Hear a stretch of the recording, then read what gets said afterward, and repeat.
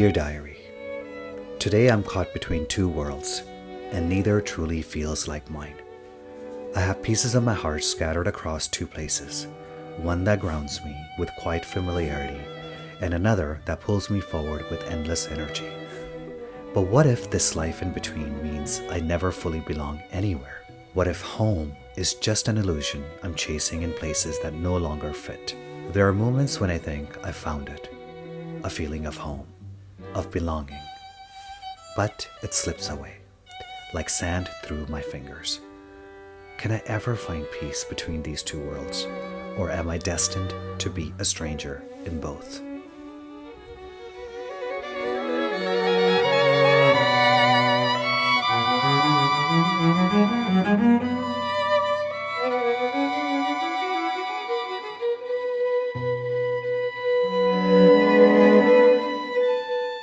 Isn't it strange how a place can feel like home one day and like prison the next?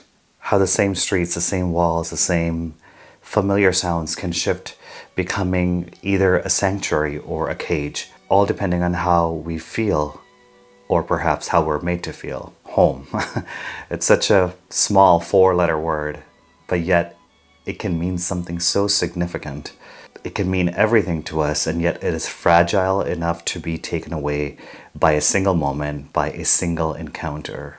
Growing up, we're told that home is something that you come back to every day at the end of the day. But as we move through life and as we experience life, that idea kind of changes, doesn't it? For some, home is warmth of acceptance, the comfort of knowing that there are people around us that care about you. It's the kindness in a stranger's smile or the familiarity in a friend's laugh. But sometimes what once felt like home can shift, and even the most familiar place can feel kind of strange if we're surrounded by coldness, if we're surrounded by indifference. So what makes a place feel like home? Is it the place itself, or is it the people? Today I want to explore this question, how I found pieces of home in two very different places: the rich, steady calm of Europe and the vibrant, boundless energy of the US. Each has its own way of feeling like home, and sometimes like somewhere else entirely.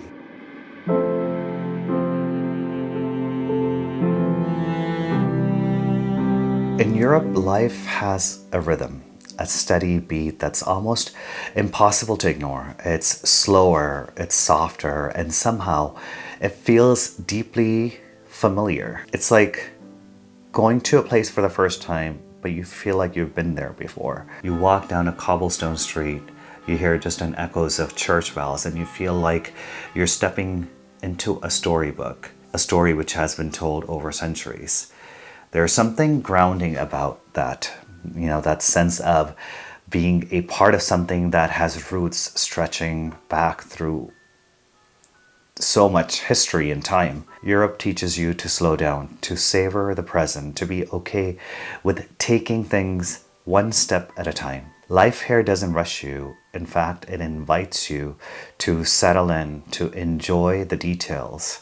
Imagine sitting in a small cafe with sound of quiet conversations around you, the aroma of the coffee filling the air. It's in these little rituals, sharing a meal, taking a walk, pausing to enjoy the beauty around you, that Europe starts to feel like home. And then there is the kindness of people, the warmth of a familiar smile, the comfort of a conversation that flows without rush or pretense. In Europe, people around you remind you that home can be a community, a shared experience. It's in these connections, however small, that the place starts to feel like it belongs to you and you belong to it.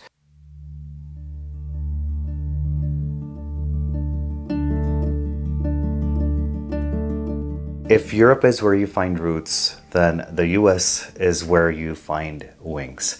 There's a sense of uniqueness that is, I would say it's very American. It's this openness that says, yes, go ahead, explore, dream big.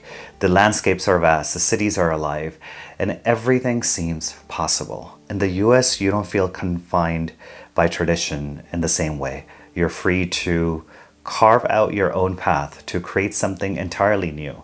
It's a place that encourages reinvention, that embraces change. People come here from all over the world, bringing their dreams, bringing their ambitions. And I think that, for me especially, creates a unique energy. And I think that is what attracts a lot of the people to the USA. But it's also the people who make the US feel like home.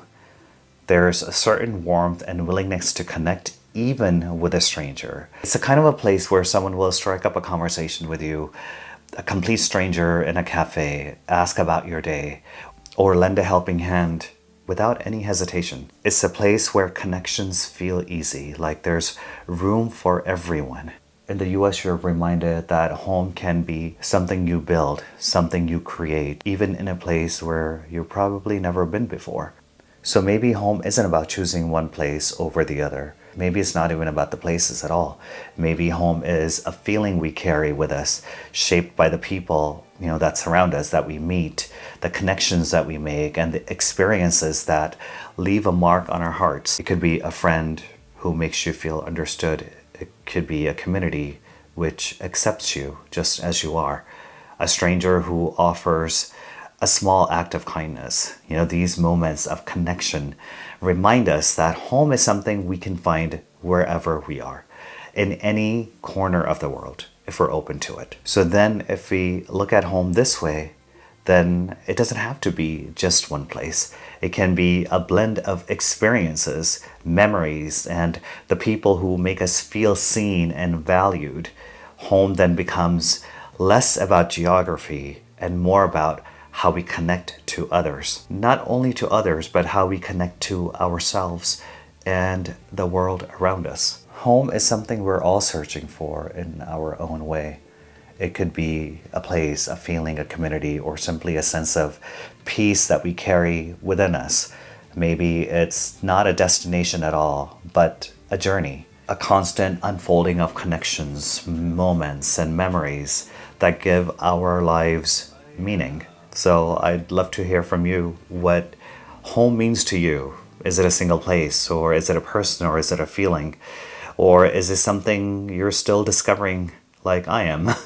I would love to hear other people's version of what home is in the comments, and what your perspective is on this idea that we call home. Thank you for joining me on this journey. And if these reflections resonate with you, then I would love to hear from you in the comments.